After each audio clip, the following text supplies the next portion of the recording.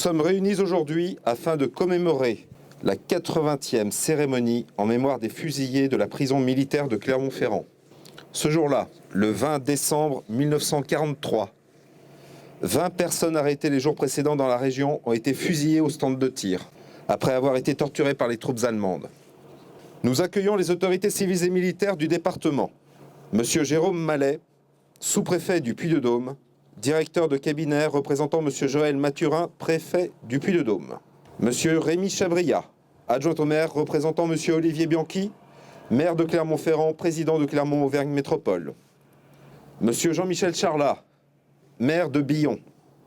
Le lieutenant-colonel Stéphane Roberge, commandant en second, représentant le colonel Stéphane Talleux, chef de corps du 92e régiment d'infanterie. Le lieutenant-colonel Christophe Loridon, directeur départemental adjoint du Puy-de-Dôme, représentant le général Jean-André Casanova, délégué militaire départemental du Puy-de-Dôme, commandant la 4e brigade d'aérocombat et commandant d'armes de la place de Clermont-Ferrand. Le général de corps d'armée Georges Pormenté, commandeur de la Légion d'honneur, grand officier de l'Ordre national du mérite.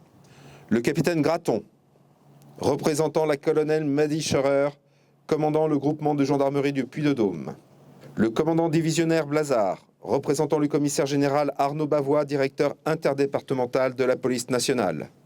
Le lieutenant-colonel Sylvain Crouzeau, représentant le contrôleur général Christophe Glazian, directeur du service départemental d'incendie et de secours du Puy-de-Dôme. Et madame Jacqueline Godard, présidente du comité d'union de la résistance d'Auvergne.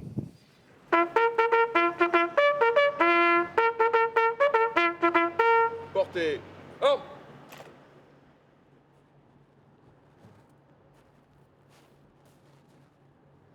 Sergent Garot, 5e compagnie, 92e régiment d'infanterie, chef du piquet d'honneur. À vos ordres, mon colonel.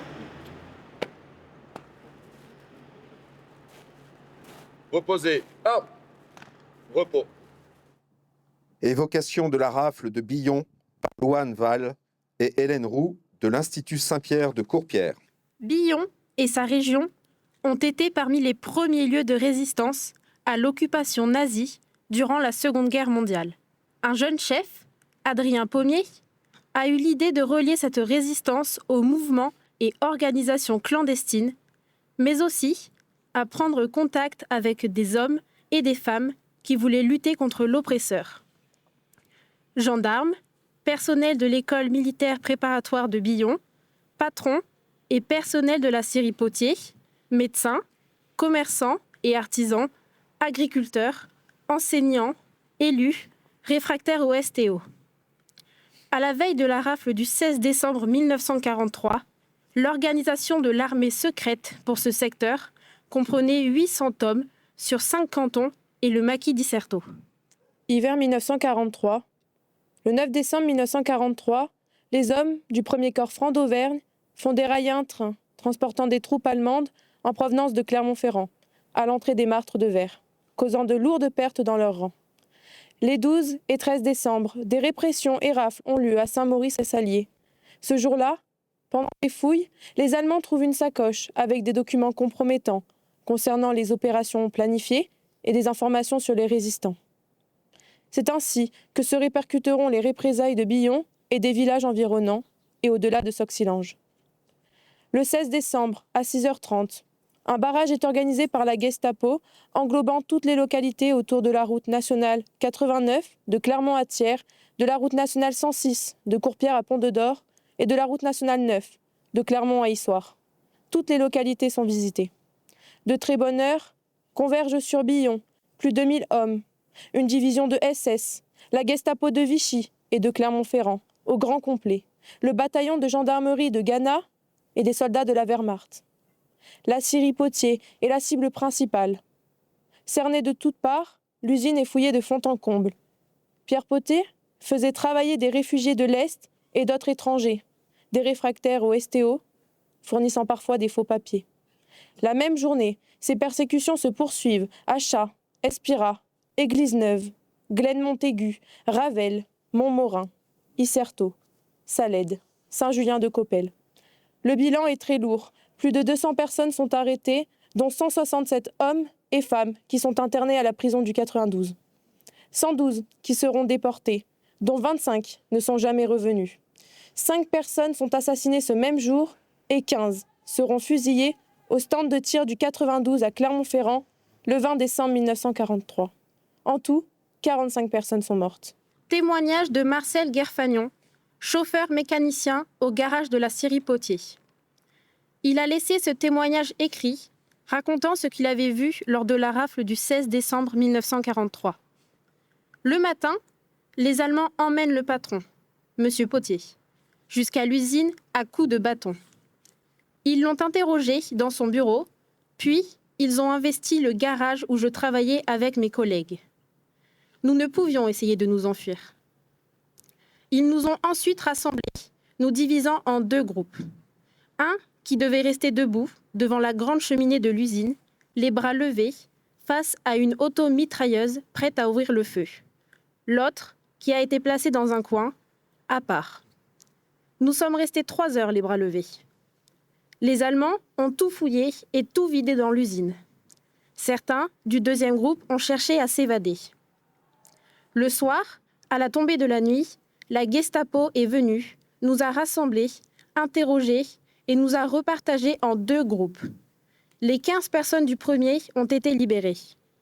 J'étais dans le second et nous avons été conduits à la caserne du 92 où nous avons subi un nouvel interrogatoire forcé. L'un ou l'autre, un jour sur 2, nous avions droit à un interrogatoire ou à de la nourriture. Nous avons appris que des camarades avaient été fusillés. Nos geôliers se sont servis de cela pour nous menacer d'en faire autant avec nous si nous ne faisions pas ce qu'ils disaient.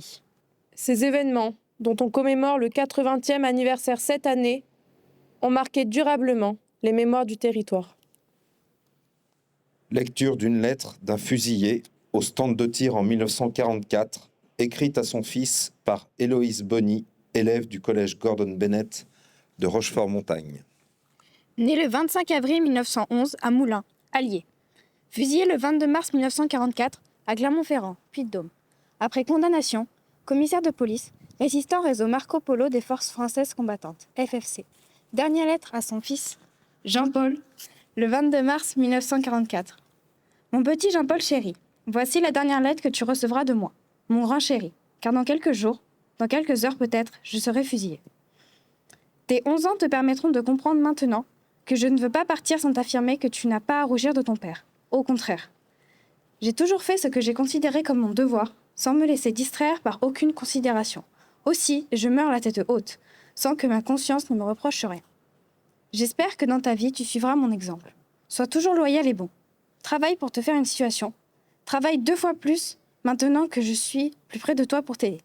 Et que le mensonge et la trahison soient toujours pour toi un objet d'horreur. N'oublie jamais qu'on ne peut pas vivre sans l'approbation de sa conscience. Je t'aime, mon petit Jean-Paul chéri, et je t'embrasse en te disant adieu. Marc. Lecture des 20 résistants fusillés par Mathie Jovin, Dorian Brusson, Charles Ilpide Njambou, Anakin Lebeau et Lily-Rose Morera, élèves du collège Gordon Bennett de Rochefort-Montagne. Bravo.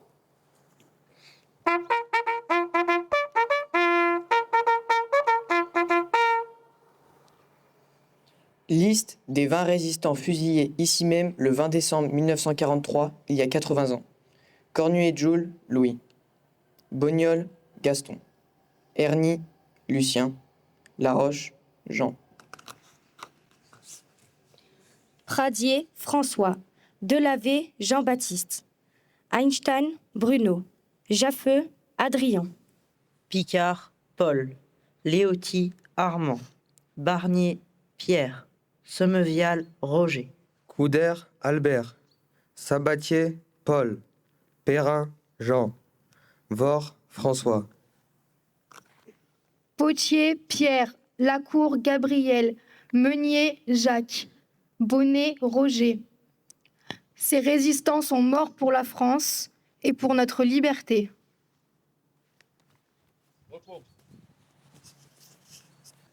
La parole est à Monsieur Jérôme Mallet, sous-préfet du Puy-de-Dôme, directeur de cabinet représentant Monsieur Joël Mathurin, préfet du Puy-de-Dôme.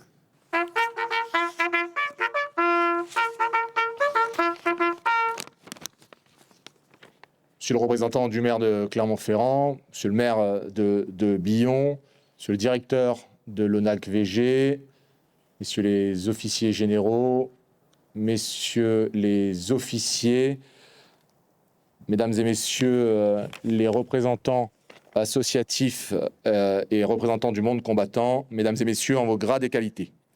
Donc, nous sommes rassemblés aujourd'hui pour honorer la mémoire des résistants qui ont trouvé la mort en 1943 en ces lieux. C'était il y a 80 ans. 20 personnes ont payé de leur vie leur attachement à la France et à ses valeurs. Ici même, en 1943, au stand de tir du 92e régiment d'infanterie, alors occupé par l'armée allemande, 20 personnes furent fusillées, parfois sans procès, pour avoir voulu défendre ces valeurs universelles que sont la liberté et la fraternité, qui ne trouvaient alors plus d'écho dans une Europe déchirée. Car en 1943, alors que la France traversait une des périodes les plus sombres de son histoire, beaucoup de Français n'ont pas accepté cette reddition et ont fait le choix de la résistance. La ville de Billon, alors occupée, fut ainsi le théâtre d'une vaste opération militaire punitive visant à démembrer les mouvements unis de la résistance. Le 16 décembre, une grande rafle fut ainsi menée à Billon et dans plusieurs autres communes du département, par plus de 1000 personnes commandées par le capitaine Gessler, numéro 2 de la Gestapo.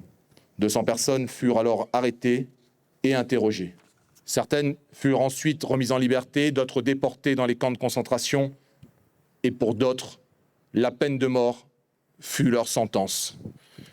Je tiens donc à saluer la mémoire, leur mémoire, à saluer ces femmes et ces hommes qui ont eu le courage de s'opposer, ces personnes que rien ne prédestinait à devenir des héros de la résistance. Car ces résistants font partie de ceux qui, parfois très jeunes, ont refusé la répression et se sont battus et sacrifiés pour un monde meilleur et pour que nous puissions vivre libres.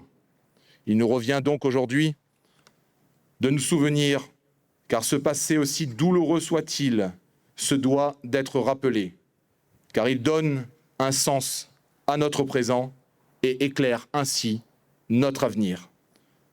Le combat que nous devons mener aujourd'hui est celui pour la mémoire des victimes de cette guerre, pour la mémoire de ceux qui ont libéré la France. Je pense aux soldats de la libération, mais également à ces combattants de l'ombre. Gardons donc en mémoire les actions et le courage de celles et ceux qui se sont dressés, chacun à leur façon, contre l'oppression. Ils ont ouvert la voie à une autre société pour que nous soyons aujourd'hui libres et que nous puissions vivre en paix. Ces témoins sont des exemples de ténacité et d'engagement, car avant d'entrer en résistance, il faut d'abord comprendre pour savoir résister. Je vous remercie. Dans l'ordre protocolaire, les autorités vont maintenant procéder à un dépôt de gerbe. Garde à vous.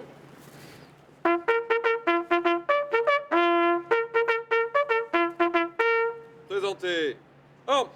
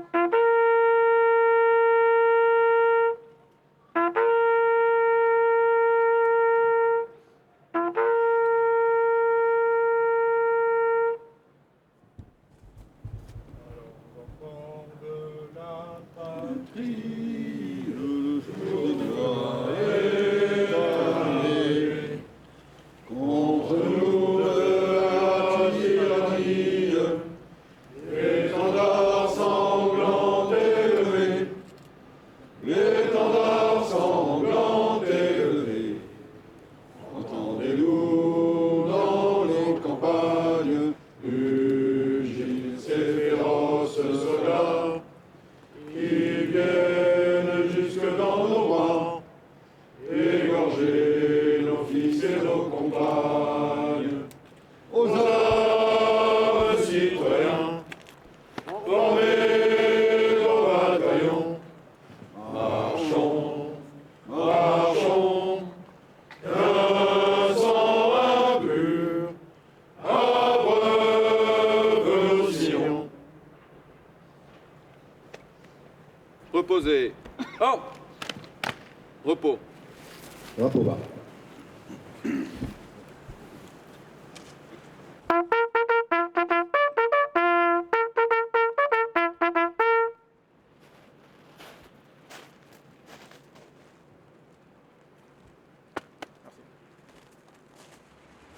Les associations d'anciens combattants vont maintenant procéder à un dépôt de gerbe.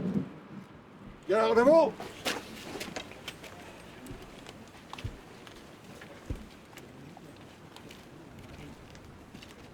Monsieur Montagnier, FFIRP.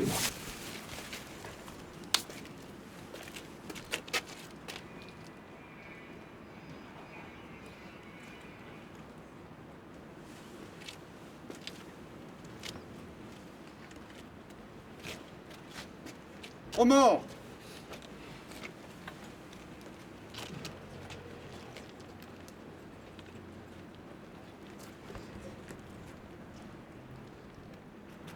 Allons enfants de la patrie, le jour de gloire est arrivé. Contre nous de la tyrannie, l'État sanglant élevé, l'étendard sanglant élevé.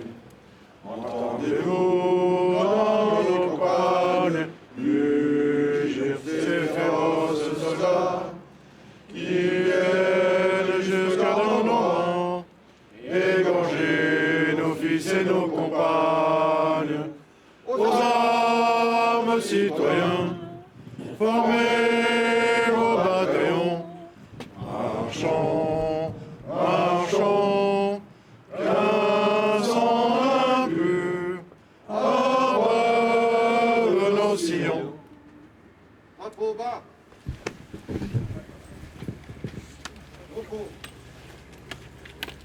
Les autorités vont maintenant saluer les porte-drapeaux.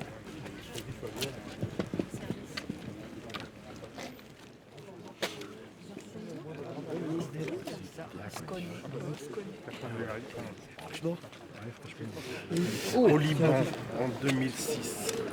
En 2006 l'inspecteur général porte-drapeau de la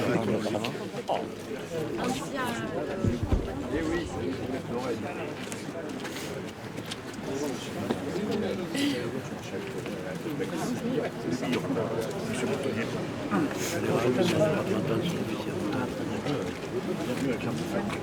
Ça les connaît.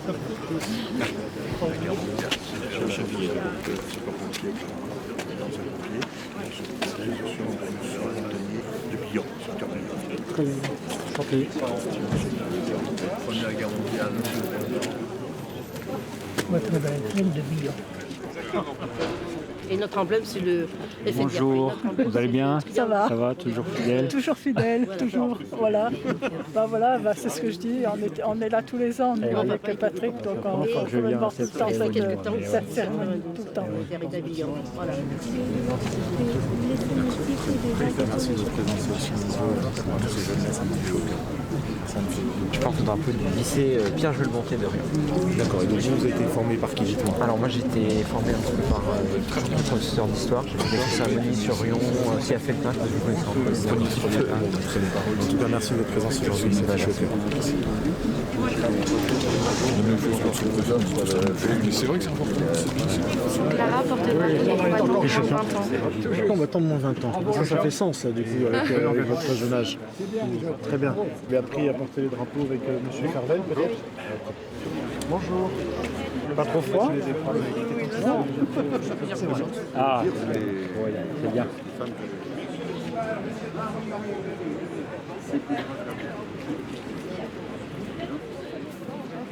Mesdames et messieurs, nous allons reconstituer le rang protocolaire initial pour terminer la cérémonie.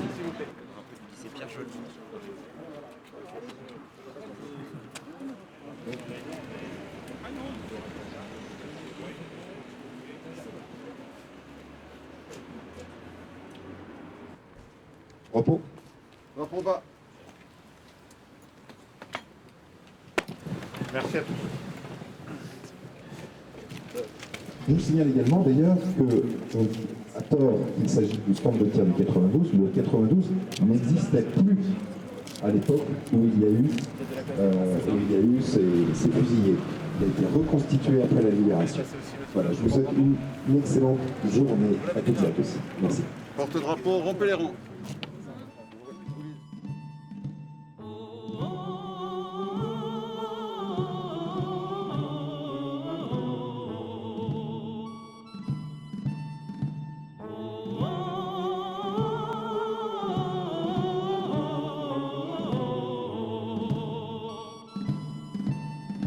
Ami, entends-tu le vol noir des corbeaux sur nos plaines? Ami, entends-tu ces cris sourds du pays qu'on enchaîne? Oh, et partisans, ouvriers et paysans, c'est l'alarme. Ce soir, l'ennemi connaîtra le prix du sang et des larmes. Montez de la mine, descendez des collines, camarades. Sortez de la paille, les fusils, la mitraille, les grenades. Oh, et les tueurs à la balle et au couteau, tuez vite. Oh, et saboteurs, attention à